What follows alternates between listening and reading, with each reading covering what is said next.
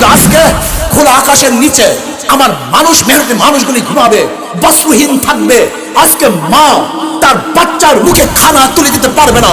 আজকে বাচ্চাকে বস্ত্র পরিধান করতে ব্যর্থ হয়েছে তার বাবা। আজকে হাজারো মানুষ তার বাচ্চার মুখে খাদ্য দিতে ব্যর্থ হয়েছে। আপনি এসের মধ্যে থাকবেন তা মেনে নেওয়া যায় না, এটা মেনে নেওয়া যায় না। যে দেশের মানুষ এখনো বস্ত্রহীন চলছে, যে দেশের মানুষ এখনো চিকিৎসাবিহীন মারা যাচ্ছে, যে দেশের মানুষ আজকে ডাস্টবিনে কাক কুকুরের সাথে খাদ্যের জন্য লড়াই করছে, সেই দেশের টাকা দিয়ে ওখানে মূর্তি স্থাপন করা হবে, বাংলাদেশের মানুষ মানতে পারে না, সহ্য করতে পারি না।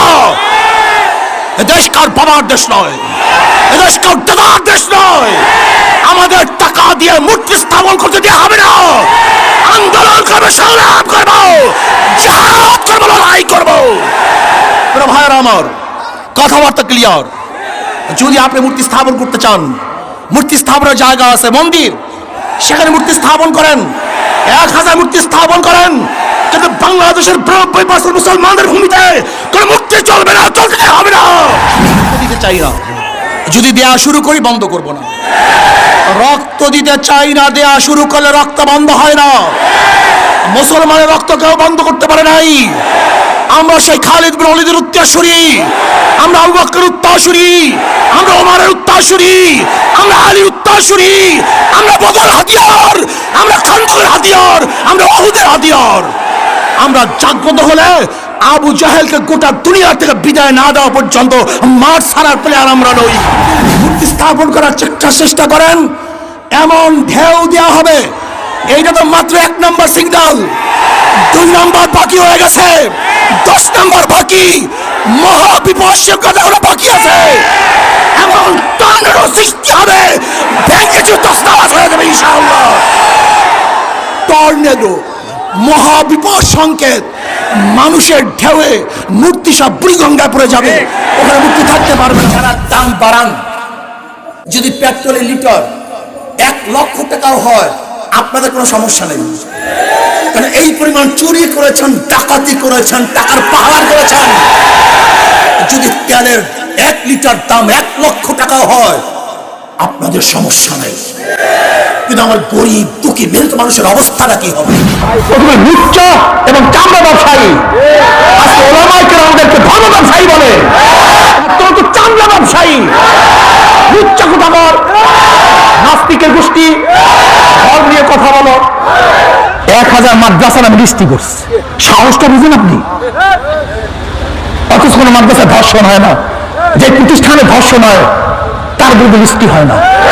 কোনো মাদ্রাসায় অস্ত্র পাওয়া যায় না, যে প্রতিষ্ঠানে অস্ত্র পাওয়া যায় তাদের বিরুদ্ধে লিস্টি হয় না। ওই যে নিউ মার্কেটে রোজার সময় যারা খুন করছে তাদের বিরুদ্ধে লিস্টি হয় না।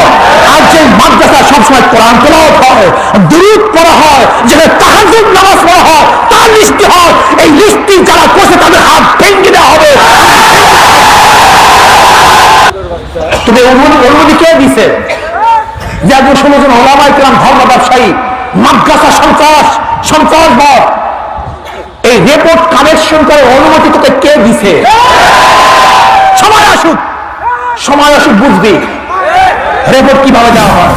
সলিমুল্লাহ ইউনিভার্সিটি, এরা বাংলাদেশের 90% মুসলমানদের দেশের ইউনিভার্সিটি।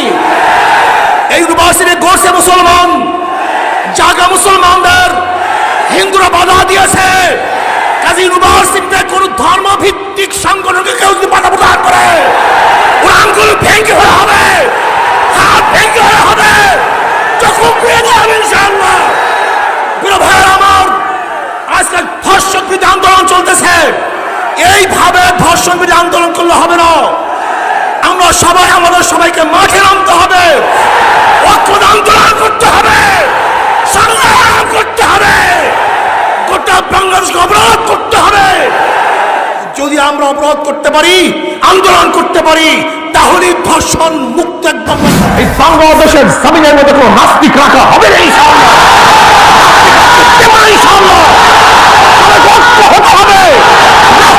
আন্দোলন করতে হবে, সংগ্রাম করতে হবে,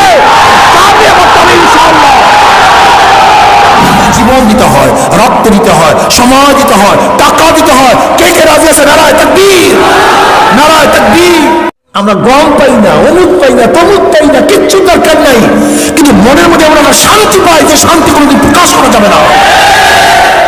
আমার ভাই, আমার বোন, আমার বাবা, আমার চাচা, আমার পাড়ার লোক বেঈমানদের আদর্শ বাস্তবায়ন করার জন্য চেষ্টা করছে, কিন্তু আব্বা রাসূলের আদর্শ বাস্তবায়ন করার জন্য জীবন দিয়েছি, রক্ত দিয়েছি। আমি আল্লাহ, আমি ঐক্যবদ্ধ হবে, তার সংগ্রাম করবে, আন্দোলন করবে, অযোধ্যায় বাবরি মসজিদ থাকবে, স্থাপন করবে, তার জন্য লড়াই করে যদি জীবন দিতে হয়, মুসলমান জীবন দেবে ইনশাআল্লাহ।